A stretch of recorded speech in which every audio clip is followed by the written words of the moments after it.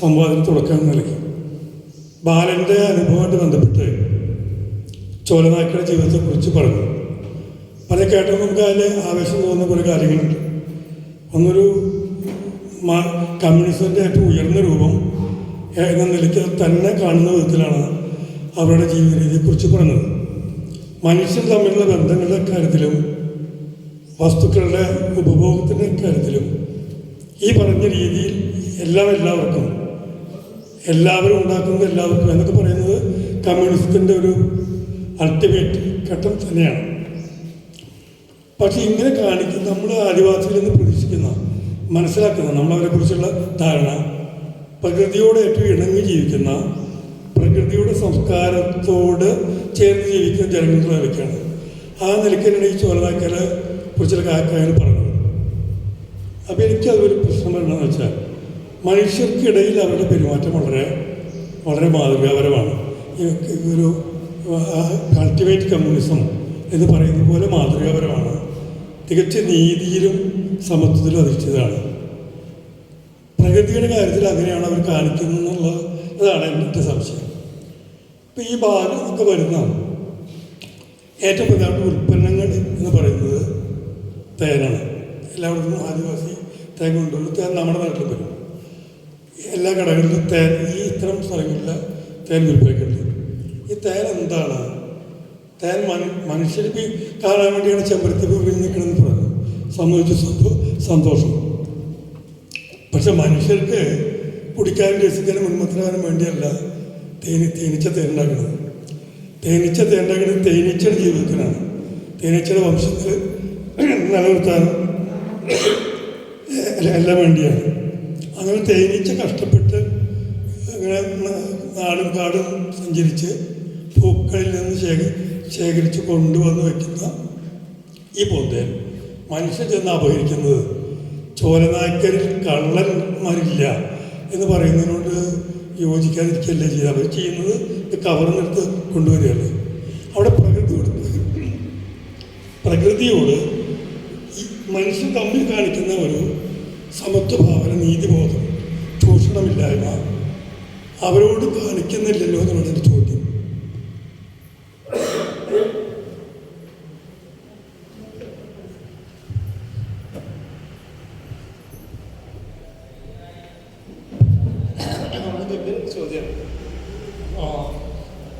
തേനും തേനീച്ചയും ആദ്യമ ദിവസം നമ്മൾ തിരിച്ച് അത് ചോദിച്ചു. തേനിൻ്റെ ഗംഭീരമായിട്ടുള്ളൊരു സാധ്യത എന്താ വെച്ചാൽ നമുക്കറിയുന്ന വെച്ചാൽ നമുക്ക് ഒരിക്കലും തേനുണ്ടാക്കാൻ അറിയില്ല. മനുഷ്യൻ്റെ ഏറ്റവും ഗംഭീരമായിട്ടുള്ള ആധ്യാത്മികമായിട്ടുള്ള ലബോറട്ടറി പോലും നമുക്ക് ഉണ്ടാക്കാൻ പറ്റാത്തൊരു വസ്തുവാണ് തേൻ എന്ന് പറയുന്നത്. അത് അവർക്ക് മാത്രം സാധ്യമായിട്ടുള്ളൊരു കാര്യം. നമ്മൾ അറിവ് എത്ര വർദ്ധിച്ചിട്ട് പോലും നമുക്ക് തേനുണ്ടാക്കാൻ നമ്മൾ പഠിച്ചിട്ടില്ല. അത് തേനീച്ചയ്ക്ക് മാത്രം സാധ്യമായിട്ടുള്ള സാധനമാണ്. ചോളനായ്ക്കൽ തേനെടുക്കും. ചോളനായ്ക്കൽ മാത്രമല്ല മിക്കവാറും എല്ലാ ആദ്യമ ദിവസങ്ങളിലും ചെയ്യുന്നൊരു കാര്യമാണ് തേനെടുക്കുക എന്നുള്ളത്. ആ എടുക്കുന്ന പ്രോസസ്സ് രസകരമായിട്ടുള്ള പ്രോസസ്സാണ്. പ്രകൃതിയിൽ നിന്ന് നമ്മളെല്ലാവരും പ്രകൃതിയിൽ നിന്ന് ഒന്നും എടുക്കാൻ നമുക്ക് ആർക്കും ജീവിക്കാൻ ആവില്ല. പക്ഷെ അത് എങ്ങനെ എടുക്കുന്നു എന്നുള്ളത് വളരെ പ്രധാനമാണ്. ഇവരെ സംബന്ധിച്ചിട്ട് ഇവർ ശ്രദ്ധിക്കുന്ന ഒരു കാര്യം, അവർ ആ തേനെടുക്കുന്ന പ്രോസസ്സിൽ ഒരു തേനീച്ച പോലും മരിച്ചു പോയില്ല എന്നുള്ള അവർ ഉറപ്പാക്കുന്നത്. അവരതിനെ അവർ പറയുന്ന രീതി അതല്ല. ഒരു വൈകിട്ടാകുമ്പോൾ സന്ധ്യ ആയിക്കഴിയുമ്പോൾ പെട്ടെന്ന് തേനീച്ച കൂടുന്നൊരു ഭയങ്കര ശബ്ദം വരും. എല്ലാ തേനീച്ചകളും ഒരുമിച്ച് ഇങ്ങനെ ചിറക് വിറപ്പിച്ചുകൊണ്ടുണ്ടാകുന്നൊരു ശബ്ദമുണ്ട്. ആ ശബ്ദം ഒത്തിരി നേരം ഉണ്ടാവും. അത് കഴിഞ്ഞാൽ ടക്കെന്ന് പറഞ്ഞാൽ നിൽക്കും. അപ്പോഴാണ് അവർ പറയുക തേനീച്ചകൾ ഉറങ്ങി എന്ന് പറയാം. പിന്നെ അവർ ആക്റ്റീവ് ആവില്ല. അതുവരെ അവർ ഭയങ്കര ആക്റ്റീവായിട്ടുള്ള പീരീഡാണ്. ഇത് ഞാൻ പഠിച്ചത് ശാസ്ത്ര പുസ്തകത്തിലല്ല, മറിച്ച് ഇവരോട് സംസാരിച്ചിട്ട് പഠിച്ചൊരു കാര്യമാണ്. വൈകുന്നേരം നമ്മുടെ ഇൻസ്റ്റിറ്റ്യൂട്ടിൽ ഓഫീസിൻ്റെ തൊട്ട് സൈഡിൽ തേനീച്ച കൂടെ വന്നു. അപ്പോൾ അത് മാനേജ് ചെയ്യാൻ ഇവരെ വിളിച്ചു നോക്കുമ്പോൾ അവർ പറഞ്ഞു ഉറങ്ങിയിട്ട് നോക്കാം സാർ. ഉറങ്ങുക എന്നുള്ളത് തേനീച്ച ഉറങ്ങുക എന്നുള്ളത് ഞാൻ ആദ്യമായിട്ട് അവരുടെ അടുത്ത് പഠിക്കും. അപ്പോൾ അത് കഴിഞ്ഞിട്ടാണ് പിന്നെ അവരവരുടെ പ്രോസസ്സ് പോകും. ഒരൊറ്റ തേനീച്ച പോലും മരിച്ചു പോകാത്ത രീതിയിൽ അവരത് മാനേജ് ചെയ്യും. തേനീച്ച അനുസരിച്ച് അഡാപ്റ്റ് ചെയ്യും. ഈ ജീവജാലങ്ങളെല്ലാം തന്നെ നമ്മളോട് നമ്മുടെ ഇടപെടലുകളോട് തിരിച്ച് പ്രവർത്തിക്കുന്നുണ്ട്. ഒരു ചെറിയ എക്സാമ്പിൾ പറഞ്ഞാൽ കൃത്യമായിട്ട് മനസ്സിലാവും. ഒരിക്കൽ കോഴിക്കോട് കാട്ടിൽ പോകും. എൻ്റെ ഒപ്പം 2 പേരുണ്ട്. നമ്മൾ പോകുമ്പോൾ ബ്രെഡും ഏത്തപ്പഴമൊക്കെ വാങ്ങിച്ച് പോയിട്ടുണ്ട്. നമ്മളിങ്ങനെ പോയിട്ട് കുറച്ച് നടന്നു. ഒരു ചെറിയൊരു തോടുണ്ട്. ആ തോടിൻ്റെ കരയിൽ നിന്നിട്ട് നമ്മൾ ഈ പഴം ബ്രെഡും കഴിക്കുകയാണ്.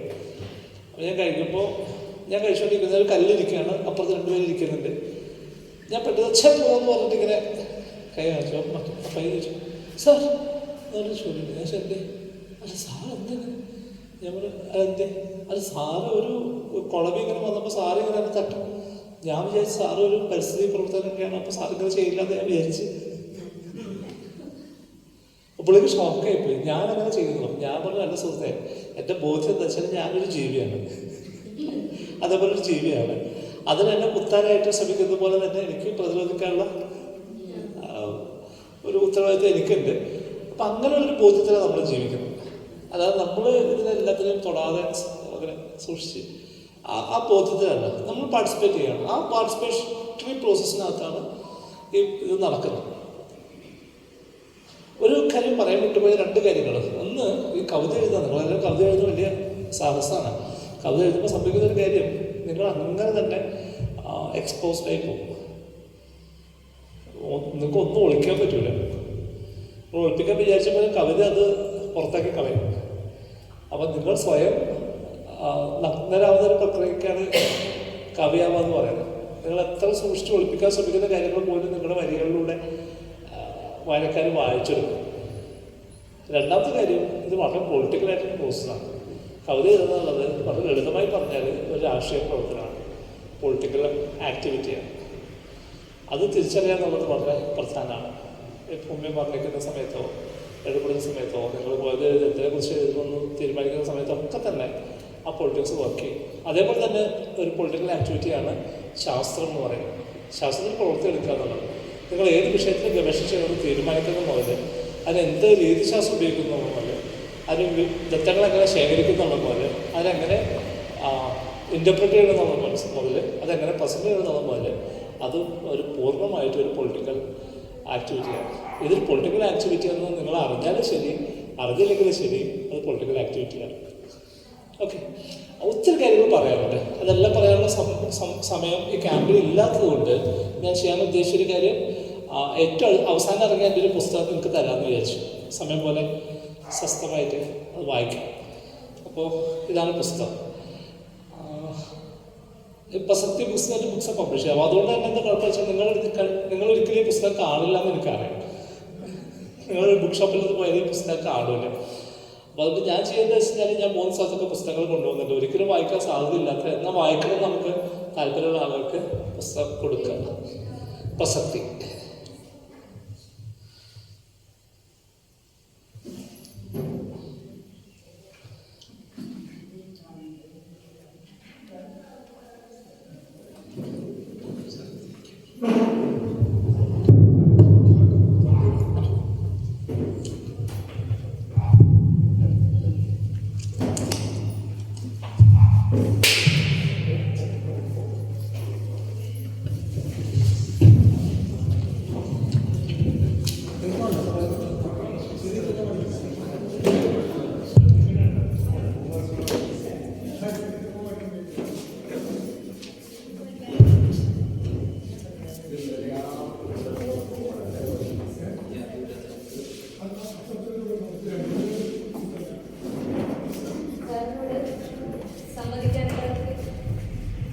ഇതുമായി ബന്ധപ്പെട്ട് സാറിനോട് സംവദിക്കാനുള്ളവർക്ക് സംസാരിക്കാം, കാര്യങ്ങൾ ചോദിക്കാം.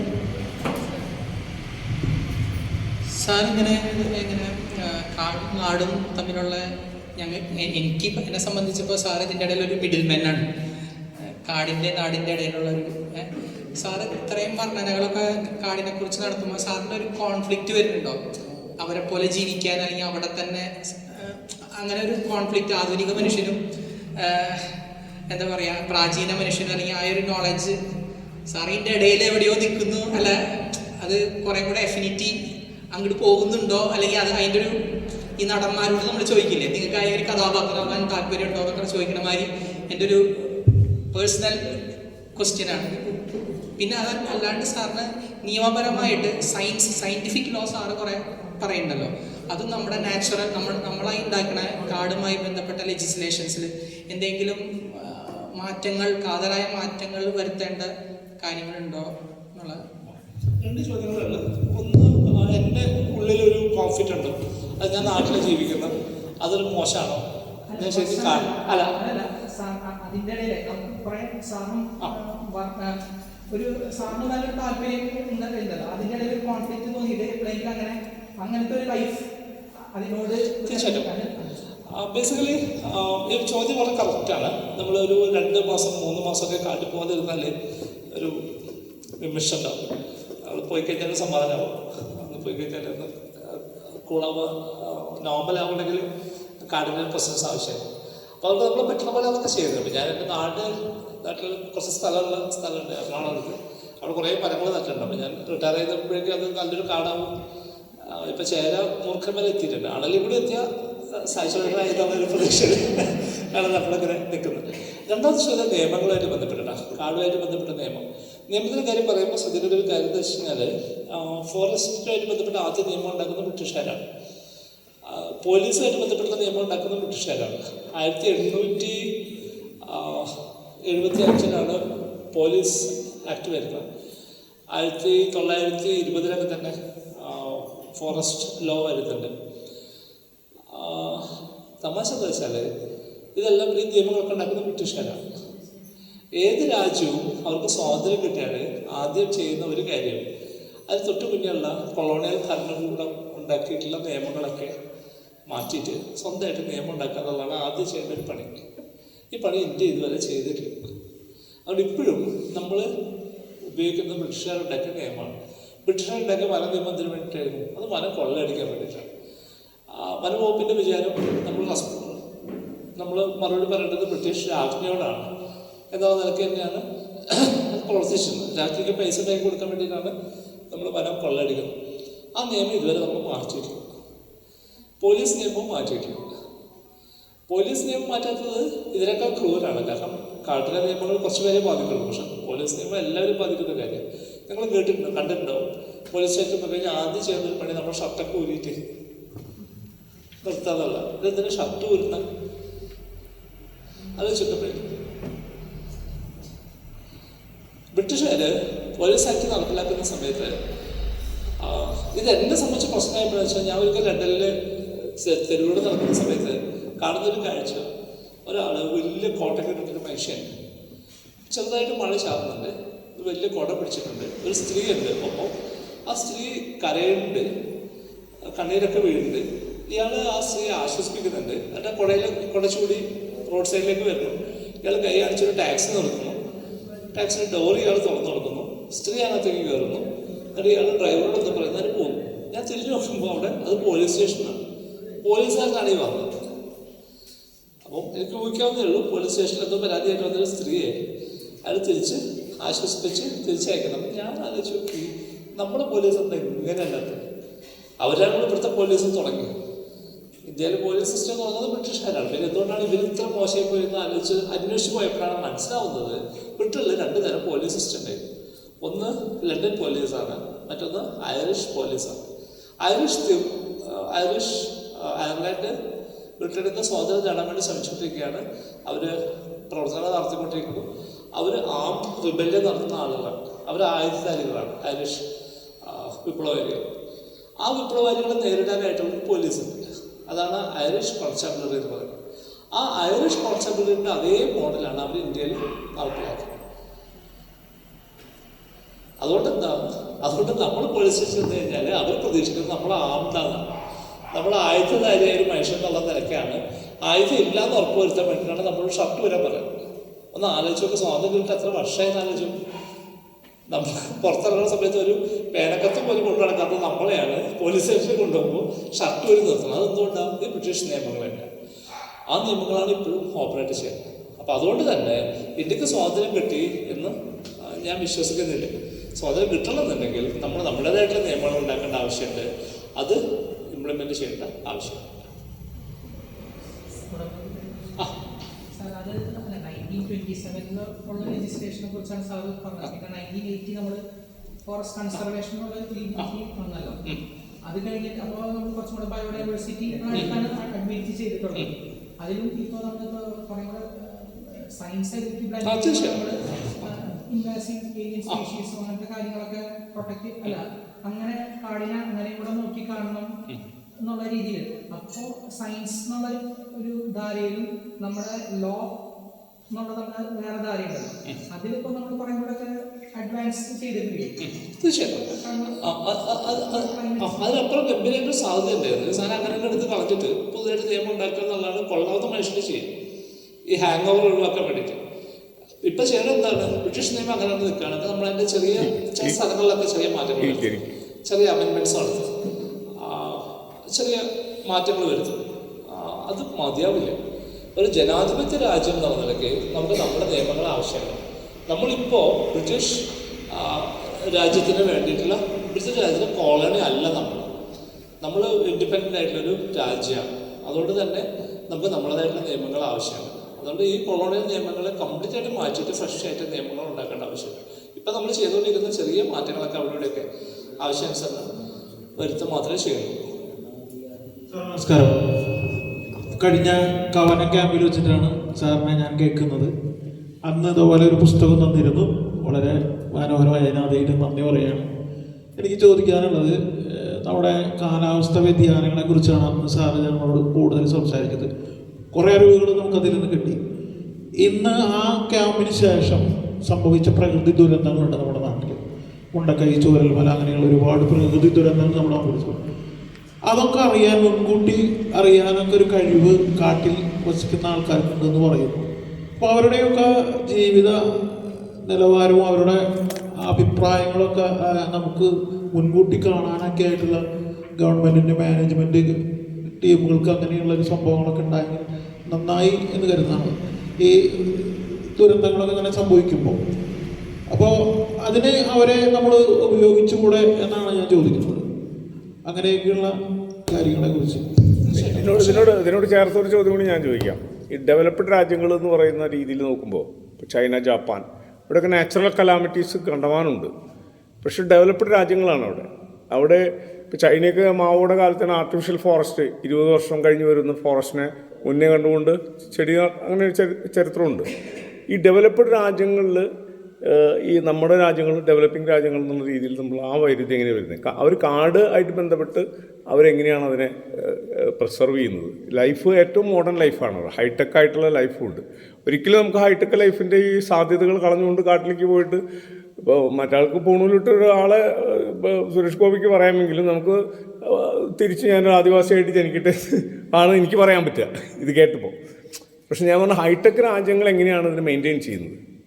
അവിടെ ഏറ്റവും വികസിതമായ റോഡുകൾ, ഏറ്റവും എല്ലാ തലത്തിലും നമ്മൾ എക്സാമ്പിൾ പറയുന്നത് അങ്ങനെ ജപ്പാൻ, ചൈന പോലെയുള്ള സ്ഥലങ്ങളാണ്. സുനാമിക്ക് ഇടയ്ക്കിടയ്ക്ക് വരുന്ന സ്ഥലങ്ങളാണ്. വോൾക്കാനോസ് ഉണ്ട് അവിടെ ഒരുപാട്. അപ്പം എങ്ങനെയാണ് അത് സാറെങ്ങനെ കാണുന്നത്? ഇതും കൂടി ചേർത്ത് ഇത് ചോദ്യം ഒന്നും കൂടി ഞാൻ അങ്ങോട്ട് പറയുകയാണെങ്കിൽ, പ്രകൃതി ദുരന്തങ്ങൾ മുൻകൂട്ടി അറിയാനായിട്ട് ആദിമനിവാസികളുടെ കഴിവിനെ നമ്മൾ എന്തുകൊണ്ട് ഉപയോഗിക്കില്ല? സത്യം നേരെ റിവേഴ്സാണ് സംഭവിക്കുന്നത്. അവരെ നമ്മൾ കൊല്ലാൻ തീരുമാനിച്ചിരിക്കുക. അധികം വൈകാതെ നമ്മൾ അവരെ പൂർണ്ണമായിട്ട് ഇല്ലാതാക്കിയിട്ടുണ്ട്. ടൈഗർ റിസർവ് എന്ന് പ്രഖ്യാപിച്ചു കഴിഞ്ഞാൽ പിന്നെ അതിനകത്ത് അവർക്ക് ജീവിക്കാനുള്ള അവകാശമില്ല, അവരെ പുറത്തേക്ക് മാറ്റിവെച്ചു. ഇവർ ഇക്വസ്റ്റ് പീപ്പിൾ നമ്മൾ വിളിക്കുക. അവർ ജീവിക്കുന്ന സ്ഥലത്ത് നിന്ന് അവരെടുത്ത് വേറൊരു സ്ഥലത്തേക്ക് മാറ്റിയാൽ തകർന്നു പോകും. നമ്മൾ കടൽത്തീരത്ത് ജീവിക്കുന്ന മുക്കുവരെ പോലെ തന്നെയാണ്. മുക്കുവര് കടൽത്തീരത്ത് ജീവിക്കുന്ന അവരെ എടുത്തിട്ട് നേരെ ഉള്ളിൽ എവിടെയെങ്കിലും കൊണ്ടുവന്നിട്ട് കഴിഞ്ഞാൽ അവർക്ക് നിൽക്കാൻ പറ്റില്ല. ഇത് ഭക്ഷണത്തിൻ്റെ പ്രശ്നമല്ല. 3 നേരം ഭക്ഷണം കൊടുത്താൽ പോലും പ്രശ്നം എന്താ വെച്ചാൽ അവർ രാവിലെ എഴുന്നേറ്റിട്ട് നോക്കുമ്പോൾ ഈ കാണുന്ന വിശാലത ഉണ്ടല്ലോ കടലിൽ, ഈ സംഭവം കണ്ടിട്ടില്ലെങ്കിൽ ഇവർക്ക് ശ്വാസം പൊട്ടാൻ തുടങ്ങും. ഇതേ അവസ്ഥയാണ് ആദിവാസി. അവർക്ക് ഈ കാട് കണ്ടിട്ടില്ലെങ്കിൽ അവർക്കത് പറ്റില്ല. ആ മനുഷ്യനെ നമ്മൾ ഇല്ലായ്മ ചെയ്യണം. നേരത്തെ മധുവിൻ്റെ കഥ പറയണ്ടേ, കൊന്നുകളയാനുള്ള പരിപാടിയാണ്, ഇല്ലാതാക്കാൻ തന്നെയാണ് തീരുമാനിച്ചിട്ടുള്ളത്.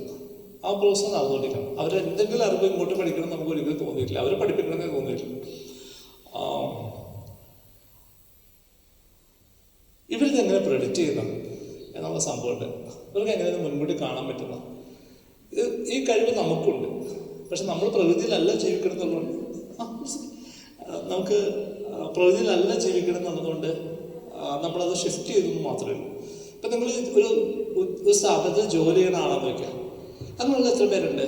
നിങ്ങളൊരു സ്ഥാപനത്തിൽ ജോലി ചെയ്യുന്ന ആളുകൾ എത്ര പേരുണ്ട്? യെസ്. നിങ്ങളൊരു ദിവസം രാവിലെ നിങ്ങളുടെ ഓഫീസിലേക്ക് കയറാൻ വയ്ക്കും. ജസ്റ്റ് കയറുന്ന സമയത്ത് ആ സ്ഥാപനത്തിൽ എന്തോ ഒരു വലിയ ഗൂഢാലോചന നിങ്ങൾക്കെതിരെ നടന്നിട്ടുണ്ടെങ്കിൽ, എന്തോ ഒരു പ്രശ്നത്തിൽ നിങ്ങൾ പ്രതിയാവുന്ന തരത്തിലുള്ള എന്തോ ഒരു സാധനം അവിടെ ഉണ്ടായിട്ടുണ്ടെങ്കിൽ നിങ്ങൾ അങ്ങോട്ട് കാലെടുത്ത് വെക്കുമ്പോൾ തന്നെ നിങ്ങൾക്കത് മനസ്സിലാവും, ഫീൽ ചെയ്യും. ഒരാൾ നിങ്ങളോടത് പറയേണ്ട ആവശ്യമില്ല, അല്ലാതെ തന്നെ നിങ്ങൾക്കത് സെൻസ് ചെയ്യാൻ പറ്റും. ശരിയാണോ? ഇത് തന്നെയാണ് ആദിവാസികൾ ചെയ്യുന്നത്. നമ്മൾ പ്രകൃതിയിൽ ജീവിക്കാത്തതുകൊണ്ട് പ്രകൃതിയിൽ വരുന്ന മാറ്റം നമുക്ക് അറിയില്ല. കാരണം നമ്മൾ ജീവിക്കുന്നത് ഇവിടെയാണ്, അതാണ് നമ്മളെ ചോര കിട്ടുന്ന സ്ഥലം അവിടെയാണ്. അവിടെ നമുക്കെതിരെ ഒരു പ്രശ്നം ഉണ്ടായിരിക്കും, നമ്മളത് ഫീൽ ചെയ്യും. ഉറുമ്പ് ഇപ്പം മഴ എപ്പോഴും പെയ്യാൻ പോകുന്നുള്ളത് നമ്മളെ സംബന്ധിച്ച് അത്ര വലിയ പ്രശ്നമായിരുന്നു, കുട എടുത്താൽ തീരുന്ന പ്രശ്നമേ ഉള്ളൂ. പക്ഷെ ഉറുമ്പിനെ സംബന്ധിച്ച് അങ്ങനെയല്ല. അതിനെ സംബന്ധിച്ച് അത് ജീവൻ വരുന്ന ചോദ്യമാണ്. അതുകൊണ്ട് അത് അറിഞ്ഞേ പറ്റും, അതുകൊണ്ട് അത് കണ്ടുപിടിക്കും. അതുകൊണ്ട് മഴ എപ്പോഴും വരുന്നതെന്ന് ഒരു മുൻകൂട്ടി മനസ്സിലാക്കും. നമ്മളെ സംബന്ധിച്ച് അങ്ങനെ മുൻകൂട്ടി മനസ്സിലാക്കേണ്ട ആവശ്യമില്ല, കാരണം മഴ മാനേജ് ചെയ്യാൻ നമുക്ക് വലിയ ബുദ്ധിമുട്ടില്ല. അപ്പോൾ ആ നിലയ്ക്കാണത് മുന്നോട്ട് പോവുക. ശരിക്കും അവരെ വേറൊരു ലെവലിലേക്ക് കൊണ്ട് മറ്റു രാജ്യങ്ങളിലൊക്കെ അങ്ങനെ ചെയ്യുന്നു. അതിൻ്റെ പ്രധാന കാരണം എന്താ വെച്ച് കഴിഞ്ഞാൽ ഇന്ത്യൻ സർക്കാർ ആദിമനിവാസികളെ അംഗീകരിക്കുന്നില്ല.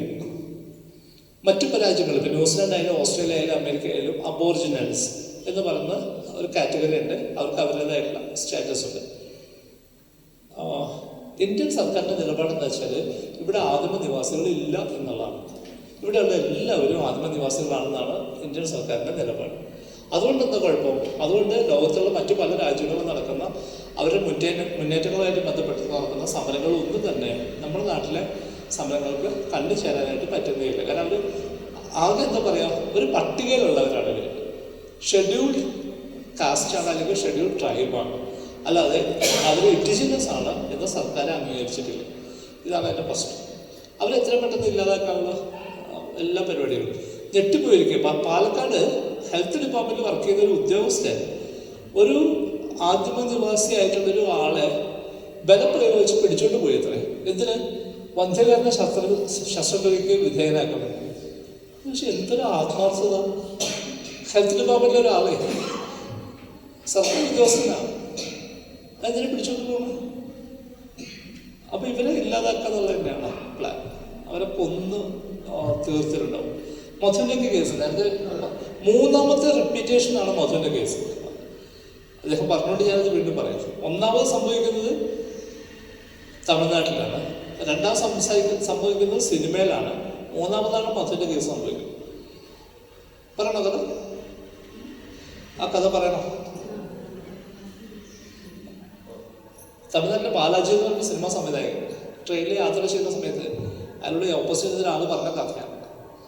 സംഭവിച്ചാൽ ആ സിനിമയുടെ കഥ നിങ്ങൾ അറിയണം. കാതൽ എന്നൊരു സിനിമയുണ്ട്, കാതൽ കണ്ടിട്ടുണ്ടോ? കാതൽ എന്ന് പറഞ്ഞ സിനിമയിലാണ് 2ാം സിനിമയിൽ സംഭവിക്കുന്നത്. ആ സിനിമ എടുക്കുന്നത് ബാലാജിയാണ്. ബാലാജിക്ക് കഥ കിട്ടുന്നത് ട്രെയിനിൽ യാത്ര ചെയ്യുമ്പോൾ ഒരാൾ പറഞ്ഞു കൊടുത്ത കഥ എങ്ങനെയാണ്? ഒരു വർക്ക്ഷോപ്പിൽ വർക്ക് ചെയ്യുന്ന പയ്യൻ, ഒരു സ്കൂട്ടർ 2 വീലർ വർക്ക്ഷോപ്പിൽ, അതിൻ്റെ മുന്നിലൂടെ കുട്ടികൾ സ്കൂളിൽ പോകും. അങ്ങനെ പോകുന്ന ഒരു സ്കൂൾ കുട്ടിക്ക് ഈ പയ്യനെ ഇഷ്ടമാണ്. ആ പെൺകുട്ടി ഇഷ്ടം പറയുകയാണ്. അപ്പോൾ പയ്യൻ പറയുന്നത്, ഞാൻ ഒരു പാവപ്പെട്ടവനാണ്, നീ ഭയങ്കര പൈസയുള്ള ആളാണ്, അത് നമ്മൾ തമ്മിൽ അങ്ങനെ ആലോചിക്കാൻ പറ്റില്ല. പക്ഷെ പെണ്ണ് ഭയങ്കരമായിട്ട് ആവേശത്തോട് കൂടിയിട്ട് പ്രേമിക്കുകയാണ്. അപ്പോൾ പെണ്ണിൻ്റെ ആ പെൺകുട്ടിയുടെ അച്ഛൻ എന്ന് പറയുന്നത് അവിടുത്തെ വലിയൊരു മുതലാളിയാണ്, ധാരാളം ബന്ധങ്ങളൊക്കെ ഉള്ള വലിയൊരു മനുഷ്യനാണ്, ധാരാളം പൈസയുള്ള ആളാണ്. അപ്പോൾ ഇവർ തമ്മിൽ സ്നേഹത്തിലായി. പെൺകുട്ടിയുടെ വീട്ടിൽ കല്യാണത്തിനുള്ള ആലോചനകൾ നടക്കുന്നു. കല്യാണത്തേക്ക് പോകുന്ന നോക്കുമ്പോൾ പെൺകുട്ടി പറയും, നമുക്ക് ഇവിടുന്ന് ഒളിച്ചോടാന്ന് പറയുന്നു. ഈ പയ്യന് ഒന്നും നിശ്ചയമില്ല, അവനൊരു അമ്മ മാത്രമേ ഉള്ളൂ. അപ്പോൾ ഈ പയ്യനെ ആകെ അറിയുന്നത് മദ്രാശിയിൽ ഒരു സ്ഥലം ഉണ്ടെന്ന് അറിയാം. ഇവൻ്റെ കൂട്ടുകാർ ചിലപ്പോൾ മദ്രാശിയിൽ ജോലി ഉണ്ടെന്ന് അറിയാം. അങ്ങനെ അവൻ ഈ പെൺകുട്ടിയെ കൂട്ടിയിട്ട് ഒളിച്ചുകൊണ്ട് വരികയാണ്, മദ്രാശിയിൽ പോവുകയാണ്. അവിടെ ചെല്ലുമ്പോൾ അവിടെ ഇവൻ്റെ കൂട്ടുകാർ വളരെ ബുദ്ധിമുട്ടിയിട്ടാണ് അവിടെ ജീവിക്കുന്നത്, ചെറിയൊരു സ്പേസ് മാത്രമേ. പക്ഷെ എങ്കിലും ഇവരെ അവിടെ അക്കോമഡേറ്റ് ചെയ്യാണ്. എന്നിട്ട് ഇവർ അവിടെ തൊട്ട് താഴെ ഒരു കോവിലിൽ പോയിട്ട് ഒരു മഞ്ഞ ചരട് കെട്ടിയിട്ട് മുഖം കഴിക്കുകയാണ്. പക്ഷെ അപ്പോഴേക്കും പെൺകുട്ടിയുടെ അച്ഛൻ ഇതൊക്കെ സംവിധാനങ്ങളൊക്കെ അറിയുന്നു, കണ്ടുപിടിക്കുന്നു. അവർ വന്നിട്ട് പറയുന്നു, നിങ്ങൾ എന്തെങ്കിലും ഒളിച്ചോണ്ട ആവശ്യം പറഞ്ഞ പോലെ നമ്മൾ കല്യാണം കഴിച്ച് തരില്ലേ എന്നൊക്കെ പറഞ്ഞിട്ട് ഇവരെ കൂട്ടിക്കൊണ്ട് പോവാണ്. കൂട്ടിക്കൊണ്ട് കാറിലിങ്ങനെ ഒരു വരിവരിയായിട്ട് പല കാറുകളും ഇങ്ങനെ പോകുന്ന കൂട്ടത്തിൽ വീട്ടിലേക്ക് എത്തുന്ന സമയത്ത് കാറുകൾ പതുക്കെ വഴി മാറിയിട്ട് ഒരു ഫാം ഹൗസിലേക്ക് പോവുകയാണ്. അവിടെ എത്തിയിട്ട് ഈ പയ്യനെ മർദ്ദിക്കുകയാണ്, അടിക്കുകയാണ്, ഭീകരമായിട്ട്. പെൺകുട്ടിയോട് പറയാണ് ആ താലി പൊട്ടിച്ച് കളയാൻ പറയണം.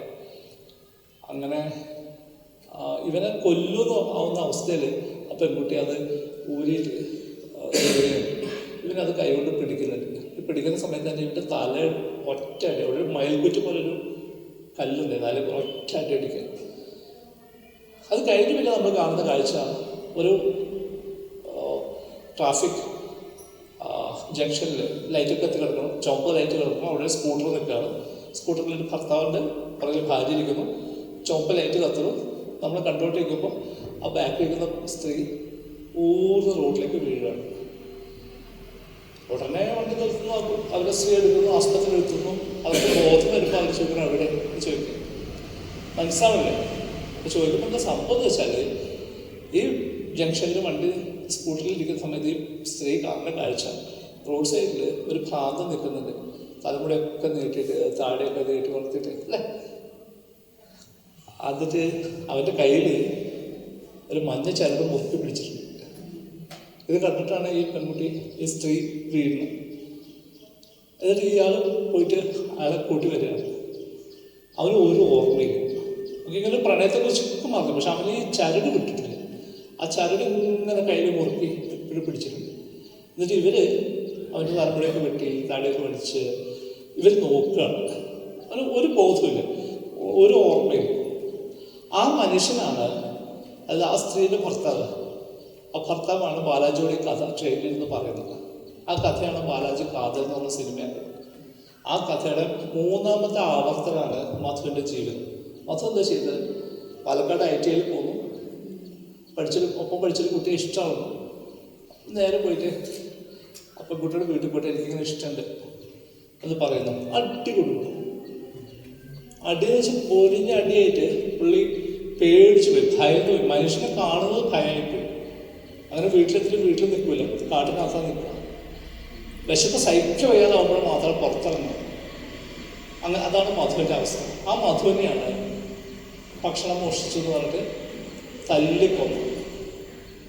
തല്ലിക്കൊന്നതിന് ശേഷം സംഭവിച്ചൊരു കാര്യം അതിനേക്കാളും ഭീകരമാണ്. നമ്മൾ മുഖ്യമന്ത്രി അവിടെ എത്തുന്നത്. മുഖ്യമന്ത്രി അവിടെ എത്തിയിട്ട് പറയേണ്ടിയിരുന്നത് എന്താണ്? പിന്നെ മേലാൽ ഒരു ആദിമ നിവാസിയുടെ ദേഹത്ത് കൈ വെക്കരുതെന്നാണ് പറയേണ്ടിയിരുന്നത്. പക്ഷെ നമ്മളെ വല്ലാതെ വിഷമിപ്പിച്ചുകൊണ്ട് മുഖ്യമന്ത്രി പറഞ്ഞത് ആദിമ നിവാസികൾക്ക് മാനസിക ആശുപത്രി പണിയും എന്നാണ് പറഞ്ഞത്.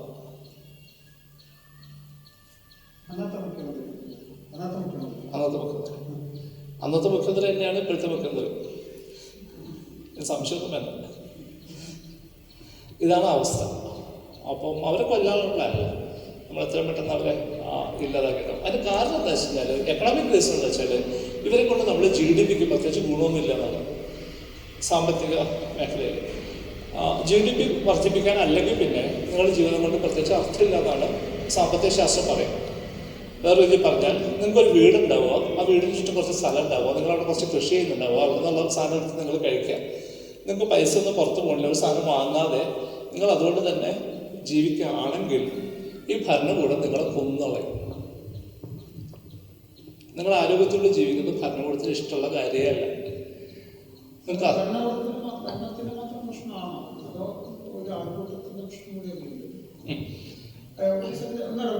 ഇല്ല ഇപ്പോഴല്ല വിഷയത്തിരിക്കാൻ വന്ന നേരത്തെ ചിലർക്ക് തോന്നിയത് ഞാൻ സാർ പറയുന്ന വിഷയമല്ല അങ്ങനെ തന്നെ പറഞ്ഞു. അതായത് ഭാരമുള്ള സാർ പറഞ്ഞ വിഷയത്തിൽ നിന്ന് മധുവിലേക്കും മധുവിൽ നിന്ന് അവസാനിക്കാതെ ഏറ്റവും ഒടുവിൽ അടുത്ത ദിവസം പാലക്കാട് തന്നെ രാമനാരായണൻ എന്ന് പറയുന്ന ഒരു മനുഷ്യനെ അയാളുടെ ജാതിയുടെ പേരിൽ വീണ്ടും ഇതേ ആൾക്കൂട്ടം തല്ലിക്കൊല്ലപ്പെടുകയും ചെയ്യുന്ന തുടർച്ചയിലാണ് നമ്മൾ നിൽക്കുന്നത്. അങ്ങനെ എങ്ങനെ പോകുന്നതാണ് ഇതിന്റെ പ്രശ്നം. അതാണ് ഞാൻ പറയാൻ വന്നൊരു വിഷയം. ഈ കേരളത്തെ സംബന്ധിച്ച് പുതിയതാണ്. വടക്കേ ഇന്ത്യയിലൊക്കെ നമ്മൾ വാർത്ത കേട്ടിട്ടുണ്ട്. ആൾക്കൂട്ടം ബീഫ് കയ്യിൽ വെച്ചു എന്ന് പറഞ്ഞിട്ട് ആളെ തല്ലിക്കൊന്നു എന്നൊക്കെ പറഞ്ഞിട്ട് വാർത്ത. കേരളത്തിൽ അത് സംഭവിക്കാൻ തുടങ്ങിയിട്ടുണ്ട്. കേരളത്തിൽ അത് വളരെ സിമ്പിളായിട്ട് പറഞ്ഞാൽ നമുക്ക് ഇതിനെ വളരെ ക്ലാരിറ്റിയോട് കാണേണ്ട ഒരു ആവശ്യമില്ല. എന്താണ് ശരിക്കും സംഭവിക്കുന്നത്? സംഭവിക്കുന്നത് എന്താ? പല രാഷ്ട്രീയ പ്രസ്ഥാനങ്ങളുണ്ട്. കോൺഗ്രസ് ഉണ്ട്, മാർക്സിസ്റ്റ് പാർട്ടി ഉണ്ട്, BJP ഉണ്ട് എന്നൊക്കെ നമുക്ക് പൊതുവെ കാണാം. അതിന് തൊട്ട് ബാക്കിലുള്ള ലെയറിലേക്ക് നോക്കിയാൽ നമുക്ക് മനസ്സിലാവും. KSUവിന് അതിനൊപ്പം എത്ര സംഘടനകളുണ്ടെന്ന് നമുക്ക് നോക്കാം. കോൺഗ്രസ് സപ്പോർട്ട് ചെയ്യുന്ന എന്തൊക്കെ സംഘടനകളുണ്ട്? KSU ഉണ്ട്, യൂത്ത് കോൺഗ്രസ് ഉണ്ട്, മഹിളാ കോൺഗ്രസ് ഉണ്ട്, പിന്നെ അവരുടെ ട്രേഡ് യൂണിയൻ IUC ഉണ്ട്, സാഹിത്യ അങ്ങനെ പിന്നെ പോട്ടെ എല്ലാം കൂടി ചേർത്തിട്ട് ഒരു 10 സംഘടന ഉണ്ടെന്ന് വയ്ക്കും. കോൺഗ്രസ് ചിന്തയോട് അനുകൂലിച്ച് ഇപ്പുറത്ത് മാർക്സിസ്റ്റ് പാർട്ടിക്ക് എത്ര സംഘടന ഉണ്ടാവും? SFI മുതൽ DYFI മുതൽ CITU മുതൽ CITU അങ്ങനെ പറഞ്ഞാൽ എല്ലാം കൂടി ചേർത്തിട്ട് ഒരു 10 പോട്ടെ 15 ഉണ്ടെന്ന് വയ്ക്കും. BJPയുടെ ഇതേപോലെ നോക്കിയാൽ അതിൻ്റെ ബാങ്കിൽ എത്ര സംഘടന ഉണ്ടെന്ന് അറിയാമോ എനിക്ക്? അതെ 60 നിൽക്കൂല. എൻ്റെ മൊത്തം എടുത്തു കഴിഞ്ഞാൽ 2026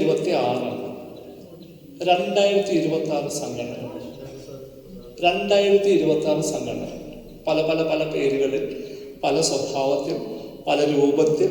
അത് കുഞ്ഞുങ്ങളുടെ എന്താ പറയാ, ചെറിയ കുഞ്ഞുങ്ങളുടെ മുതൽ പ്രായമുള്ള ആളുകളുടെ മുതൽ വയോധികർക്ക് വേണ്ടിയിട്ട്, അനാഥർക്ക് വേണ്ടിയിട്ട് എന്നൊക്കെ പറഞ്ഞ് തുടങ്ങിയിട്ടുള്ള മൊത്തം സാധനങ്ങളും കൂടി ഓപ്പറേറ്റ് ചെയ്യുന്ന ചിത്രം നോക്കിക്കഴിഞ്ഞാൽ അതിനോട് നമുക്ക് നേരിടാൻ പറ്റില്ല എന്ന് നമുക്ക് മനസ്സിലാവും. ഇനി നിങ്ങൾ ഏത് തരത്തിൽ നേരിടാനായിട്ടുള്ള ആളുകൾ റെഡിയാണ്.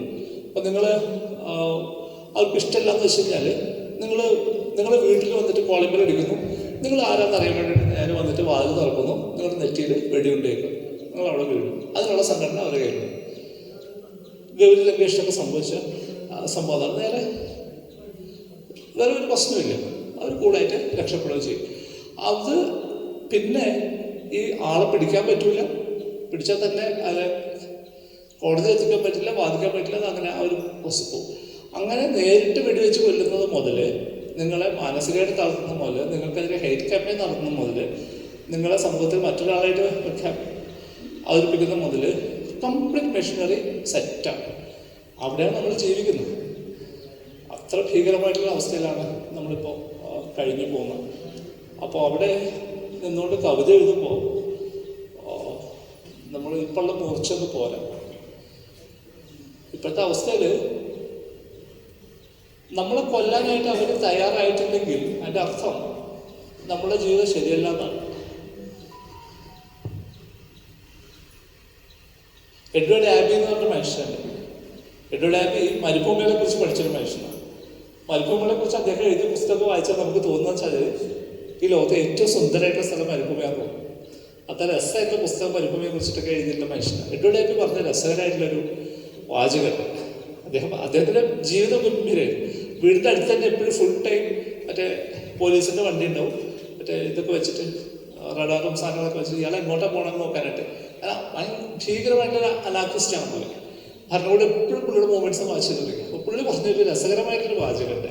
അതിങ്ങനെയാണ്: എല്ലാ ദേശസ്നേഹികളുടെയും കടമയാണ്, എല്ലാ ദേശസ്നേഹികളുടെയും കടമയാണ് സ്വന്തം രാജ്യത്തെ സ്വന്തം സർക്കാരിൽ നിന്ന് രക്ഷിക്കുക എന്നുണ്ട്. ഞങ്ങൾ പണി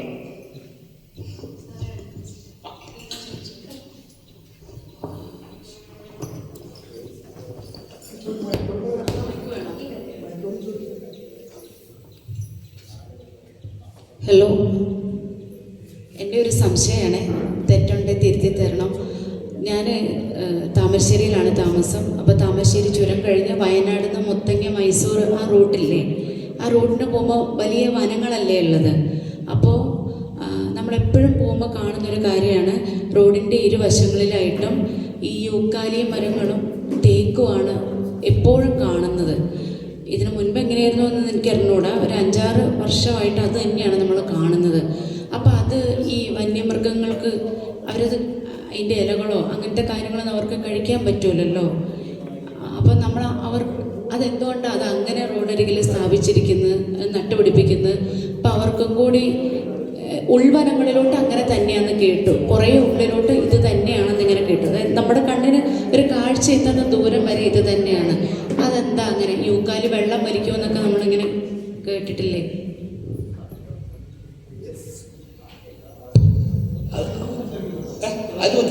ഈ ചോദ്യത്തിന് ഉത്തരം പറയുന്നതോട് കൂടിയിട്ട് സാധാരണ ഇതൊക്കെ ഇവിടെ ആയതുകൊണ്ട് കുഴപ്പമില്ല. മറ്റു സ്ഥലത്ത് കഴിഞ്ഞാൽ വണ്ടിയൊക്കെ സ്റ്റാർട്ട് ചെയ്ത് വെക്കാൻ പറഞ്ഞിട്ട് ഇതിന് ഉത്തരം പറയാറ്. സംഭവിച്ചാൽ നമുക്ക് ഒരു കാലത്ത് നമ്മുടെ ഒരു തോന്നൽ നമ്മുടെ നാട്ടിലുള്ള ജീവജാലങ്ങളൊക്കെ പോരാ, ഏറ്റവും ഗംഭീരമായിട്ട് ജീവജാലങ്ങൾ പുറത്താണ് ഉണ്ടായിരുന്നത് ധാരണയുള്ളൊരു കാലം ഉണ്ടായിരുന്നു. പക്ഷെ നിങ്ങൾക്ക് ഓർമ്മയുണ്ട്, ഫോറിൻ സാധനങ്ങൾ പുറത്തായത് വരുമ്പോൾ അവിടുത്തെ ഫോറിൻ സാധനങ്ങളുണ്ട്. ഇപ്പോൾ ടേപ്പ് റെക്കോർഡർ കൊണ്ടുവരിക, TV, അങ്ങനെ അതൊന്നും ഇവിടെ ഇല്ല. നമുക്കത് വാങ്ങാനും പറ്റില്ല ഇവിടെ, അത് പുറത്ത് മാത്രമേ ലഭ്യമാവുള്ളൂ. മാത്രമല്ല പുറത്തുള്ള സാധനങ്ങളൊക്കെ ഗംഭീരമാണെന്ന് വിചാരിച്ചിരുന്ന കാലമല്ലേ. അപ്പോൾ നമ്മൾ വിചാരിച്ചൊരു കാര്യം, നമ്മുടെ മരങ്ങളൊന്നും വേണ്ടത്ര വേഗതയിൽ വളരില്ല. വളരെ ഫാസ്റ്റായിട്ട് വളർന്ന മരങ്ങൾ പുറത്താണ്, വേഗത്തിൽ വളർന്ന മരങ്ങൾ വേണം. അതിനേക്കാൾ മുന്നേ നമ്മൾ ആലോചിച്ചൊരു കാര്യം, നമ്മുടെ പശുക്കൾ വേണ്ടത്ര പാൽ ഉൽപ്പാദിപ്പിക്കില്ല, കുറച്ച് പാലേ തരണം. നമുക്കത് പോലെ നമ്മൾ കൂടുതൽ പാൽ ഉൽപ്പാദിപ്പിക്കുന്ന പശുക്കളെ വേണം. അപ്പോൾ നമ്മുടെ പശുക്കളെ കുറിച്ച് അവർ പറയാം, അത് പുല്ലിനെ ചാണകമാക്കി മാറ്റുന്ന യന്ത്രങ്ങളാണെന്നാണ് പറയാം. പ്രത്യേകിച്ച് മെച്ചമൊന്നുമില്ല. അപ്പോൾ ഏറ്റവും നന്നായിട്ട് പാലുണ്ടാക്കുന്ന പശുക്കൾ എവിടെയുള്ളത്? അത് സ്വിറ്റ്സർലാൻഡിലാണ്. അപ്പം നമ്മൾ സ്വിറ്റ്സർലാൻഡിൽ പോയി അവിടുത്തെ കാളകളെ കൊണ്ടുവന്നു. അപ്പോൾ സ്വിറ്റ്സർലാൻഡ് ഒരു തണുപ്പ് പ്രദേശമാണ്. അപ്പോൾ അവിടെയുള്ള പശുക്കളെ കാളകളെ ഇവിടെ കൊണ്ടുവന്നാൽ കേരളത്തിൻ്റെ കാലാവസ്ഥയിൽ ജീവിക്കാൻ പറ്റില്ല. അപ്പോൾ അതുകൊണ്ട് നമ്മൾ എന്ത് ചെയ്യുന്നത് വെച്ചാൽ മാട്ടുപ്പെട്ടിയിൽ കൊണ്ടുപോയി താമസിപ്പിച്ചു. മാട്ടുപ്പെട്ടിയിൽ അതിനുള്ള സംവിധാനമൊക്കെ ഉണ്ടാക്കി കാളകളെ അവിടെ താമസിപ്പിച്ചു. എന്നിട്ട് ആ കാളകളിൽ നിന്ന് ബീജം കളക്ട് ചെയ്തിട്ട് ഫ്രിഡ്ജിൽ വെച്ചിട്ട് നമ്മൾ കേരളം മുഴുവൻ കൊണ്ടു നടന്നിട്ട് പശുക്കൾക്ക് ഇൻസെമിനേറ്റ് ചെയ്തു. മാത്രമല്ല എല്ലാവരും ഇത് ചെയ്യാൻ വേണ്ടി നമ്മൾ നിയമം ഉണ്ടാക്കി. വിത്ത് കാളയെ വീട്ടിൽ വളർത്തുന്ന നിയമപരമായിട്ട് തെറ്റാണ്, ക്രിമിനൽ കുറ്റമാക്കി നിയമം ഇറക്കി. അത് റിപ്പോർട്ട് ചെയ്യേണ്ട ഉത്തരവാദിത്വം ലോക്കൽ വെറ്ററിനറി ഓഫീസർക്കാണ്. അപ്പോൾ ഞാൻ എൻ്റെ വീട്ടിലൊരു വിത്ത് കാള ഉണ്ടെങ്കിൽ ഞാൻ ക്രിമിനൽ ഓഫീസർ ചെയ്യണം, എന്നെ അറസ്റ്റ് ചെയ്തുകൊണ്ട് പോകും. അതിന് വേണ്ടിയിട്ടാണ് നിയമം കൊണ്ടുവന്നത്. അത് എല്ലാ പശുക്കളെയും ഈ ബീജം വെച്ചിട്ട് ഇൻസെമിനേറ്റ് ചെയ്യാൻ വേണ്ടിയിട്ട്. എന്താ സംഭവിച്ചത്? ഇത് കൊണ്ട് പശുക്കൾക്ക് കൊടുത്ത് പശുക്കൾ ഗർഭിണികളായി പ്രസവിക്കാൻ നേരത്താണ് കുഴപ്പം എന്ന് വെച്ച് കഴിഞ്ഞാൽ കുഞ്ഞിൻ്റെ വലിപ്പം വളരെ കൂടുതലാണ്. കാരണം കുഞ്ഞ് പകുതി കേരളവും പകുതി സ്വിറ്റ്സർലാൻഡുമാണ്. അന്നാണ് ആദ്യമായിട്ട് കേരളത്തിൽ പശുക്കളിൽ സിസേറിയൻ ഓപ്പറേഷൻ തുടങ്ങുന്നത്. മണ്ണുത്തിയിൽ വണ്ടിയൊക്കെ ഇങ്ങനെ എന്നൊക്കെ പറഞ്ഞ് അടിച്ച് ഹോണൊക്കെ അടിച്ച് വന്ന് നിൽക്കും, പശുവിനെ സിസേറിയൻ നടത്തണം എന്നുള്ള അവസ്ഥയൊക്കെ തുടങ്ങണം. അപ്പോഴാണ് മീനുകളുടെ കാര്യത്തിൽ നമ്മുടെ മീനുകൾ വേണ്ടത്ര മുട്ടയിടുന്നില്ല.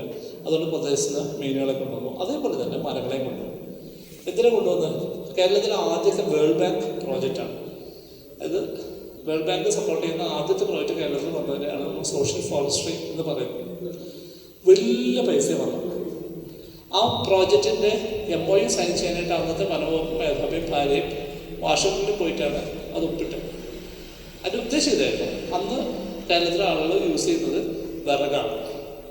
അപ്പോൾ വിറക് കിട്ടിയിട്ടില്ലെങ്കിൽ, നാട്ടിൻ്റെ വിറക് കിട്ടിയിട്ടില്ലെങ്കിൽ അവർ കാട് നശിക്കും. അപ്പോൾ കാട് നശിക്കാതിരിക്കണമെങ്കിൽ നാട്ടിൽ ധാരാളം വിറക് വേണം.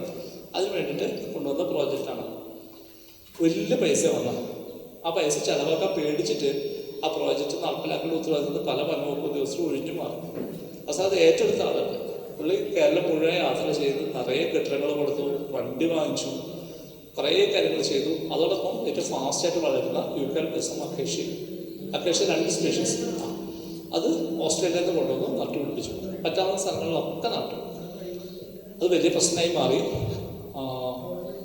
അതിനുശേഷം ഒരിക്കൽ മാത്രമാണ് ഇത് ജനങ്ങൾക്ക് കൊടുക്കാനുള്ളൊരു ശ്രമം നടന്നത്. അത് എറണാകുളത്ത് എടപ്പള്ളി എന്ന് പറഞ്ഞ സ്ഥലത്ത് ഒരു റേഞ്ച് ഓഫീസർ മനുഷ്യർക്ക് ഇത് വിറകായിട്ട് കൊടുക്കാൻ തീരുമാനിച്ചു. ഒരു റേഷൻ കാർഡിന് 20 കിലോ വിറക് കൊടുക്കാൻ തീരുമാനിച്ചു. രാവിലെ തുടങ്ങിയ പരിപാടി ഉച്ചയായപ്പോൾ അവസാനിപ്പിച്ചു. കാരണം എന്താ വെച്ചാൽ ഈ മരം മുറിച്ച് അത് 20 കിലോ ഉള്ള വിറകിൻ്റെ കെട്ടാക്കി കൊടുക്കാനുള്ള പൈസ ഇല്ലായിരുന്നു. അപ്പോഴേക്കും പൈസ മുഴുവൻ തീർന്നിട്ടുണ്ട്. അങ്ങനെ വന്നതാണ് ഈ മരങ്ങളൊക്കെ. അപ്പോൾ നമ്മളിപ്പോൾ അത് ആദ്യത്തെ ലോണാണ്. ഈ പൈസ വന്നത് നമുക്ക് ആരും വെറുതെ തന്ന പൈസയല്ല, അത് ലോണായിട്ട് എടുത്ത പൈസയാണ് വേൾഡ് ബാങ്കിൽ. അതിന് പലിശ അടക്കം തിരിച്ചടക്കേണ്ട പൈസയാണ്. ഇപ്പോഴും നമ്മൾ തിരിച്ചടച്ചുകൊണ്ടിരിക്കുകയാണ്. അപ്പോൾ ഈ ലോൺ എടുക്കുമ്പോൾ പ്രത്യേകത എന്ന് വെച്ചാൽ ആദ്യത്തെ ലോൺ എടുക്കാൻ പോകുമ്പോൾ നമ്മൾ വളരെ ശ്രദ്ധിച്ചിട്ടേ ചെയ്യും, വളരെ സൂക്ഷിച്ച്. കുറച്ച് കഴിയുമ്പോൾ അത് ശീലമാവും. ഇപ്പൊ കേരളത്തിന്റെ അവസ്ഥ അതാണ്. ഇപ്പൊ ലോൺ എടുക്കാൻ എന്നുള്ളതൊരു സ്ഥിരം പരിപാടിയായിട്ട് മാറിയിട്ടുണ്ട്. ലോൺ എടുക്കാനായിട്ട് കേന്ദ്രം സമ്മതിക്കാത്തൊരു പ്രശ്നം മാത്രമേ ഉള്ളൂ. സമ്മതിച്ചാൽ നമ്മൾ എടുക്കും. അപ്പോൾ അത് അത്തരത്തിലുള്ള ഇക്കോളജിക്കൽ ഡാമേജ് കൊണ്ടുവന്നു. മാത്രമല്ല വേൾഡ് ബാങ്ക് ലോൺ വരുന്ന സമയത്ത് അതിനോടൊപ്പം വേറെ കുറേ സാധനങ്ങൾ വരും. നമ്മൾ ആരെടുക്കുന്ന സാധനങ്ങൾ വാങ്ങണം, തൈ എങ്ങനെ ഉൽപ്പാദിപ്പിക്കണം, അതിൻ്റെ ടെക്നോളജി, അത് ഫുൾ പാക്കേജ് ആയിട്ട് വരും. അതിനകത്ത് പ്രത്യേകിച്ച് പിന്നെ ചെയ്യാനില്ല. ഞാൻ നിങ്ങളുടെ അടുത്ത് നിന്ന് വലിയ തോതിൽ പൈസ വാങ്ങിച്ചാൽ പിന്നെ ഞാൻ ജീവിക്കുന്നത് നിങ്ങൾ പറഞ്ഞ പോലെ ജീവിക്കണം. ഇന്ന് നമ്മുടെ അവസ്ഥ എന്ന് വെച്ചാൽ എല്ലാ കളക്ടറേറ്റിലും ഒരു സെല്ല് വർക്ക് ചെയ്യുന്നുണ്ട്. അത് ഈ ലോൺ തിരിച്ചടക്കുന്നതായിട്ട് ബന്ധപ്പെട്ട സെല്ലാണ്. ആ സെല്ലിലെ എല്ലാ ഫയൽസും ആക്സസിബിൾ ആണ്. അവർ നോക്കുന്നത് ഈ ലോൺ തിരിച്ചടക്കുന്നതിന് പകരം ആ പൈസ എടുത്ത് വേറെ എന്തെങ്കിലും കാര്യം ചെയ്യണമെന്നാണ് അവർ മോണിറ്റർ ചെയ്തുകൊണ്ടിരിക്കുന്നത്. അപ്പോൾ ഞാൻ വയനാട്ടുകാരിയാണേ.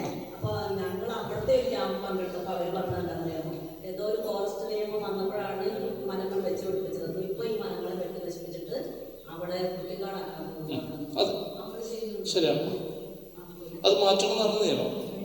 ഒരു കാര്യം അത് ഈ നേരത്തെ പറഞ്ഞില്ലേ, ഈ വന്യമൃഗങ്ങളും ജനങ്ങളും തമ്മിൽ ക്ലാഷാകുന്നു.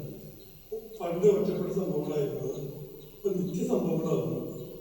ഈ വന്യമൃഗങ്ങളും മനുഷ്യരും തമ്മിൽ നേരത്തെ നിരന്തരം ഈ പ്രശ്നം വരുമ്പോൾ എന്ത് സംഭവിക്കണം വെച്ചാൽ രണ്ട് പ്രശ്നം. ഒന്ന്, വനംവകുപ്പ് നിയമമാണ് കേന്ദ്ര ഗവൺമെന്റ്, എന്ത് സംസ്ഥാന ഗവൺമെന്റ് പറയും എന്തിനാണ് വന്യമൃഗങ്ങൾ വെടിവെച്ച് കൊല്ലാൻ. അപ്പോൾ അത് സ്റ്റേറ്റ് ഗവൺമെന്റ് അത് ചെയ്യില്ല. അപ്പോൾ ഈ പ്രശ്നം ഇപ്പം അത് സംഭവിക്കാൻ വെച്ചാൽ എവിടെ ഒരു വന്യമൃഗ ആക്രമണം നടത്താൻ ഉടനെ ജനങ്ങൾ വന്യ വനപാതകളോ കഴിയുക. അത് ഈ ഒരു മുന്നണിയിൽ പ്രധാനപ്പെട്ട ഞങ്ങളുടെ TV അൻവർ പൊതുരംഗത്ത് പിന്നെ പ്രത്യക്ഷപ്പെടുന്നത് ഒരു വനംവകുപ്പ് ഓഫീസ് കയ്യേറിക്കൊണ്ടാണ്. ഇയാൾ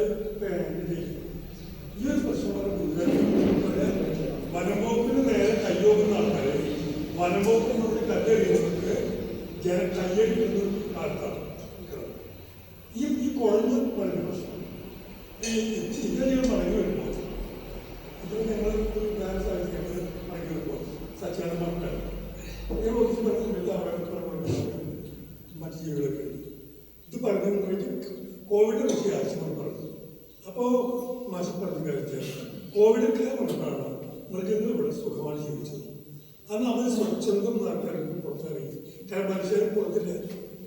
ഈ മനുഷ്യര് അവരുടെ ഏരിയ കയ്യൊക്കെ തുടങ്ങിയപ്പോൾ യുദ്ധാരംഭിച്ചത് വന്യമൃഗങ്ങൾ ദുഷ്ടമൃഗങ്ങളായിട്ട് നമ്മൾ കാണുന്നു. അതുപോലെ അവരുടെ ഇത് സമർശപ്പെട്ട് കഴിയുന്ന കാലത്തെ കുറിച്ച് മാഷ് പറഞ്ഞത് ആ പ്രശ്നം. ഇന്നലെ ഇങ്ങോട്ട് വരുന്ന തൊട്ട് മുന്നേ ഞാൻ ഇരിങ്ങാലക്കുട എന്നുള്ള സ്ഥലത്ത് ക്രൈസ്റ്റ് കോളേജുണ്ട്, അവിടെ സംസാരിക്കാം. അവിടെ അവർ സർപ്പക്കാവുകളെ കുറിച്ചിട്ടൊരു സെമിനാർ നടത്തിയായിരുന്നു. അപ്പോൾ അവിടെ പോയിട്ട് അവർ സംസാരിക്കുക. അവിടെ പറഞ്ഞ ഒരു കാര്യമാണ് മറുപടിയായിട്ട് പറയാനുള്ളത്. ഒന്ന്, നമ്മൾ മനസ്സിലാക്കേണ്ട ഒരു കാര്യം വെച്ചാൽ കേരളം ഗംഭീരമായിട്ടുള്ളൊരു മ്യൂസിയമാണ്, നല്ലൊരു മ്യൂസിയമാണ് കേരളം. കേരളത്തിൻ്റെ പ്രത്യേകത വെച്ചാൽ നമ്മൾ ഇങ്ങോട്ട് വന്ന സാധനങ്ങളൊക്കെ നമ്മൾ അതേപോലെ എടുത്ത് സൂക്ഷിച്ച് വെച്ചിട്ട് ഒരു മാറ്റം വരാതെ. ആദ്യം വന്നൊരു സാധനം ഹിന്ദുമതമാണ്. ആ സാധനം ഇവിടെ ഉണ്ടായിരുന്നില്ല. ശങ്കരാചാര്യൻ്റെ കാലത്തിന് ശേഷമാണ് അതിനെ ഇങ്ങോട്ട് കൊണ്ടുവരുന്നത്. അതിന് മുന്നേ ഉള്ള നമ്മുടെ ദൈവങ്ങൾ എന്നൊക്കെ പറഞ്ഞാൽ പാവ ദൈവങ്ങളായിരുന്നു. ഒരു ഗ്രാമത്തിലൊരു ദൈവം ഉണ്ടാവും, ചിലപ്പോൾ ഒരു കല്ല് മാത്രമൊക്കെ ഉണ്ടാവും. അതൊക്കെ ഈ ഹിന്ദുമതം വന്നതോടുകൂടി എന്ത് സംഭവിച്ചു കഴിഞ്ഞാൽ അത് ഈ ദൈവങ്ങളെയൊക്കെ ഒന്നില്ലെങ്കിൽ ബ്രഹ്മാവ് വിഷ്ണു ശിവൻ എന്നുള്ള ആ ട്രിനിറ്റിയിലേക്ക് അഡോപ്റ്റ് ചെയ്തു. എന്തെങ്കിലും മക്കളായിട്ടും മരുമക്കളായിട്ടും അമ്മയായിട്ടും അച്ഛനായിട്ടൊക്കെ അപ്രോപ്രിയേറ്റ് ചെയ്ത് ഇവരെല്ലാം ഫിക്സ് ചെയ്തു. അതിനൊരു കോഡിഫൈ ചെയ്തൊരു അവസ്ഥയിലേക്ക് ഈ സാധനം മാറി. അത് ചില ദൈവങ്ങൾ ഭയങ്കര ധനികരായി മാറുകയും ചെയ്തിട്ടില്ല. ഗുരുവായൂർ പോലെ ശബരിമല പോലെ ഭയങ്കര അതായത് മാറി. പല അവിടുത്തെ കിട്ടുന്ന പൈസ വെച്ചിട്ട് മറ്റു പല അമ്പലങ്ങളും ജീവിക്കാനൊക്കെ തുടങ്ങി. പിന്നെ വന്നൊരു സാധനമാണ് ക്രിസ്ത്യാനിറ്റി. ക്രിസ്തുമതം വന്നു. ക്രിസ്തുമതം വന്നിട്ട് നമ്മൾ ഗംഭീര പള്ളികളൊക്കെ പണിത് എസ്റ്റാബ്ലിഷ് ചെയ്ത് സംഭവം. ഈ സാധനം തുടങ്ങിയ സ്ഥലത്ത് പ്രസ്ഥാനം അവസാനിച്ചു. അവിടെ മനുഷ്യൻ പള്ളിയിൽ പോയില്ല. പള്ളിയൊക്കെ ബാറൊക്കെ ആയിട്ട് കൺവേർട്ട് ചെയ്ത് നടക്കുന്ന സമയമാണ്. ഇവിടെ നമ്മളിപ്പോഴും പള്ളി പണിതുകൊണ്ടിരിക്കട്ടെ. നമ്മൾ പുതിയ പുതിയ പള്ളികളൊക്കെ ആയിട്ട് നമ്മൾ ഒരു പരിക്ക് പറ്റാതെ ക്രിസ്ത്യാനിറ്റി സൂക്ഷിക്കും. കുറച്ച് കഴിഞ്ഞ് വന്നൊരു സാധനമാണ് ഇസ്ലാം എന്ന് പറഞ്ഞ സാധനം. അതും ഇതേപോലെ നമ്മൾ അവിടെയൊക്കെ പോയി കഴിഞ്ഞാൽ ഒരു കുഞ്ഞു പോലും പർദ്ദ ഇട്ടിട്ട് കാണില്ല. ഇവിടെ എല്ലാവരും പർദ്ദയൊക്കെ ഇട്ട് ഭയങ്കര കൃത്യമായിട്ട് ഇസ്ലാമിനെ പരിപാലിച്ച് നടക്കുകയാണ്. മാറി നമ്മൾ മാറൂല. നമ്മൾ കൂടുതൽ ഇസ്ലാമായിക്കൊണ്ട് ഇങ്ങനെ പോവാണ്. അതുപോലെ വന്നൊരു സാധനമാണ് കമ്മ്യൂണിസം എന്ന് പറയുന്നത്, മാർക്സിസം എന്ന് പറയുന്നത്. റഷ്യയിൽ നിന്ന് ഇങ്ങോട്ട് വന്നതാണ്. നമ്മളത് ഏറ്റെടുത്ത് ആദ്യമായിട്ട് ഇത്ര വലിയൊരു സ്ഥലത്ത് വോട്ട് ചെയ്ത് നമ്മൾ അധികാരത്തിലെത്തി. ഇത് ലോകത്തിൽ ഇതുവരെ മനസ്സിലായിട്ടില്ല. എങ്ങനെയാണ് കമ്മ്യൂണിസ്റ്റുകാരെ നാട്ടുകാർ വോട്ട് ചെയ്ത് അധികാരത്തിലെത്തി വെച്ചാൽ ലോകത്തെ കണ്ട ചരിത്രമില്ല. അത്ഭുതത്തോടെയാണ് കേരളത്തെ കണ്ടത്. നമ്മൾ അതിനെ അങ്ങനെ തന്നെ നിലനിർത്തിയിട്ടുണ്ട്. ആ തുടങ്ങിയ സ്ഥലത്തൊക്കെ ഈ സാധനം ഒഴിവായി പോയി. ഇപ്പോഴും നമ്മൾ വളരെ ക്ലീനായിട്ട് ഈ സാധനത്തെ കൊണ്ടുനടക്കണം. ഹോമിയോപ്പതി അങ്ങനെ വന്നതാണ്. ആ തുടങ്ങിയ സ്ഥലത്ത് അത് നിരോധിച്ചു. ഇവിടെ നമ്മുടെ സർക്കാർ കോളേജുണ്ട്, സർക്കാർ ആശുപത്രിയുണ്ട്. ആയുർവേദം ഹിമാലയ സാധനങ്ങളിൽ നിന്ന് ഇങ്ങോട്ട് വന്നതാണ്. നമ്മളത് കൈതീട്ടി സ്വീകരിച്ചു. ഇപ്പോൾ വന്ന് ആയുർവേദം ഉണ്ടായത് തന്നെ കേരളത്തിൽ നിന്നാണ് നമ്മൾ ആളുകൾ പറഞ്ഞത്. അത്രമാത്രം നമ്മളതുമായിട്ട് ഞാൻ ഒരിക്കൽ റായ്പൂർ എന്ന സ്ഥലത്ത് പോകുമ്പോൾ റായ്പൂർ റോട്ടിൽ കൂടെ നടക്കുമ്പോൾ ഒരു ബോർഡ് കണ്ടു, രഹസ്യ ബോർഡ്, ഒരു ഡോക്ടറുടെ ബോർഡാണ്. അതിൻ്റെ പേരുണ്ട്, അതിൻ്റെ താഴെ എഴുതിയേക്കാം ഒറിജിനൽ ആയുർവേദ ഡോക്ടർ. സംബന്ധിച്ച് അവിടെയുള്ള ആയുർവേദ ഡോക്ടറൊക്കെ കൊടുക്കുന്നത് അലോപ്പതി മരുന്നാണ്.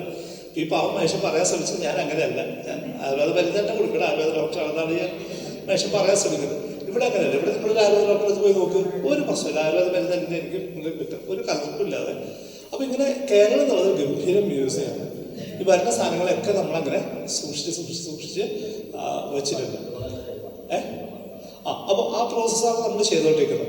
അപ്പം ഈ വന്ന പല സാധനങ്ങൾക്കും ഇവിടെയുള്ള ഇക്കോസിസ്റ്റം മനസ്സിലായിട്ടില്ല. ഇവിടെയുള്ള മനുഷ്യനും മൃഗങ്ങളും തമ്മിലുള്ള ബന്ധമൊന്നും മനസ്സിലായിട്ടേ ഇല്ല. അത് ക്രിസ്തു മതത്തിന് മനസ്സിലാവില്ല, ഇസ്ലാമിന് മനസ്സിലാവില്ല, കമ്മ്യൂണിസത്തിന് മനസ്സിലാവില്ല, ഒന്നും മനസ്സിലാവില്ല. അവർ വന്നിട്ട് അവരുടെ ഐഡിയോളജിയാണ് നടപ്പിലാക്കുക.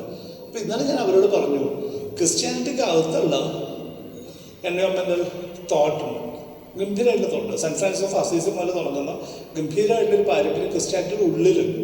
ഇത് ജമ്മതിമുണ്ടിൽ തൊട്ട് പിന്നെ മരിച്ചുപോയ പോപ്പ് ഫ്രാൻസിസ് എൻസൈക്ലിക്കൽ എന്ന് പറയുന്ന ഡോക്യുമെൻ്റ് സത്യത്തിൽ നമുക്ക് പാഠപുസ്തകമാക്കാൻ പറ്റുന്ന ഡോക്യുമെൻ്റാണ്. കാലാവസ്ഥ വ്യതിയാനമായിട്ട് ബന്ധപ്പെട്ട് എഴുതി. ഒരു പള്ളിയിലും അത് സാധനം ചർച്ച ചെയ്യില്ല. എന്നാൽ ഇവരൊക്കെ ഭയങ്കര ക്രിസ്ത്യാനികളാണ്. പ്രോഫറ്റിൻ്റെ കാലത്ത് തന്നെ അദ്ദേഹം ഹുമീസ് എന്ന് പറയുന്ന പ്രൊട്ടക്റ്റഡ് ഏരിയാസ് ഉണ്ടാക്കുന്നുണ്ട്. അത് എത്രയോ കാലം മുന്നേ, സയൻസൊന്നും ആ നിലയ്ക്ക് പറയുന്നതിന് മുന്നേ തന്നെ അവിടെ അൺടച്ച്ഡ് ആയിട്ടുള്ള സ്പേസസ് ധാരാളമായിട്ട് ഉണ്ടാക്കാനായിട്ട് പുള്ളി ആവശ്യപ്പെടുന്നുണ്ട്. പക്ഷെ ഇതൊന്നും ഇവിടെയുള്ള മുസ്ലിങ്ങൾ പറയില്ല, ക്രിസ്ത്യാനിറ്റി പറയില്ല. ഏംഗൽസ് എഴുതുന്നുണ്ട്, ഡയറക്ടേഴ്സ് ഓഫ് നേച്ചർ എന്ന് പറയുന്ന പുസ്തകത്തിനകത്ത് ഏംഗൽസ് കൃത്യമായിട്ട് നേച്ചറും മനുഷ്യനും തമ്മിലുള്ള ബന്ധത്തെക്കുറിച്ച് കൃത്യമായിട്ട് എക്സ്പ്ലെയിൻ ചെയ്തിട്ടുണ്ട്. അത് ജമ്മത്ത് ഇവിടെയുള്ള മാസ്റ്റർമാരായിട്ട് പറയുകയില്ല. പ്രകൃതിയായിട്ട് എങ്ങനെയാണ് എൻഗേജ് ചെയ്യുന്നത് എന്നുള്ളതിനെക്കുറിച്ച് ഇവിടുത്തെ മാസ്റ്റർക്ക് ഒരു ഇഷ്യൂ ഇല്ല. അപ്പം ബേസിക്കലി സംഭവിക്കുന്നത് വെച്ച് കഴിഞ്ഞാൽ ഈ വന്ന ഐഡിയോളജീസ് ഒന്നും തന്നെ ഈ പ്രദേശത്ത് ജീവിക്കുന്ന മനുഷ്യരോ അവർ ജീവിച്ചിരുന്ന രീതികളോ അവർ ജീവിച്ചിരുന്ന സമയത്ത് ഇടപെട്ടിരുന്ന പ്രകൃതിയായിട്ടോ എൻഗേജ് ചെയ്യാനായിട്ട് തയ്യാറായിട്ടേ ഇല്ല. അതിൽ പിന്നെ വന്നൊരു സാധനമാണ് മോഡേൺ സയൻസ് എന്ന് പറഞ്ഞ സാധനം. ശാസ്ത്രം ഒരു ഭയങ്കര ഗംഭീര സംഭവമാണെന്ന് നമ്മൾ വിചാരിക്കുക. പക്ഷെ ശാസ്ത്രം ചെയ്തത് എന്താ? ശാസ്ത്രമാണ് ഏറ്റവും അവസാനത്തെ ആണിയടിച്ചത്. ശാസ്ത്രം പറഞ്ഞു ഇത് മുഴുവൻ അന്ധവിശ്വാസമാണ്. നിനക്ക് പ്രകൃതിയായിട്ടുള്ള സകലമായ ബന്ധങ്ങളും അന്ധവിശ്വാസമാണെന്നുള്ള ഒറ്റ വാക്കാണ് ശാസ്ത്രം പറഞ്ഞത്. ശാസ്ത്രത്തിന്റെ വിഷയത്തിലൊക്കെ ആദ്യകാലത്തെ പുസ്തകങ്ങളൊക്കെ കണ്ടാലറിയാം. കേരളത്തിൽ ആകെ 4 തരം വർഷപ്പാമ്പുകളുള്ളൂ. എൻ്റെ സാറാണ് KG അടിയോടി, അദ്ദേഹത്തിൻ്റെ പുസ്തകം. അദ്ദേഹം വർക്ക് ചെയ്ത് എൻഡോക്രൈനോളജി എന്നൊരു വിഷയത്തിലായിരുന്നു. പെട്ടെന്ന് ഞാൻ നോക്കുമ്പോൾ സാറിൻ്റെ പുസ്തകം വന്നിരുന്നു, കേരളത്തിലെ വിഷപ്പാമ്പുകൾ. സാർ പാമ്പ് തമ്മിൽ എന്താ ബന്ധം? സാറിൻ്റെ പുസ്തകം എഴുതിയതിനാണെന്നറിയാം, പാമ്പുമായിട്ട് കേരളത്തിൽ നിന്നിരുന്ന അന്ധവിശ്വാസങ്ങൾ ഒഴിവാക്കാൻ വേണ്ടി എഴുതിയാത്രേ.